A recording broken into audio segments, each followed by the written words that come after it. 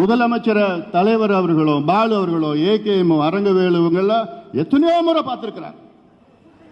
முதலமைச்சருடைய செயலாளர் எத்தனையோ முறை பார்த்திருக்கிறார். தமிழ்நாடு அரசு வழக்கறிஞர் எத்தனையோ முறை பார்த்திருக்கிறார். டெல்லிக்கு பாலு எத்தனையோ முறை அமைச்சிருக்கிறார். என்ன நடக்கு, என்ன செய்யணும், எப்படி செய்யணும், இது செய்யணும். இது சட்ட ரீதியில நம்ம செய்யற போராட்டம்.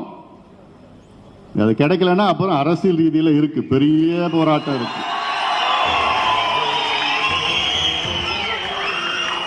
ஏன்னா நம்ம அண்ணன் பூத்த அருள்மொழி சொன்னது போன்று இது சலுகை கிடையாது, இது நம்முடைய உரிமை.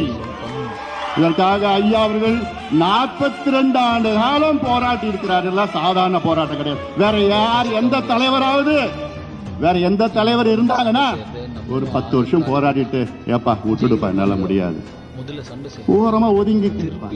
ஆனா ஐயா பத்தி உங்களுக்கு தெரியும், அப்படிப்பட்ட நபர் கிடையாது.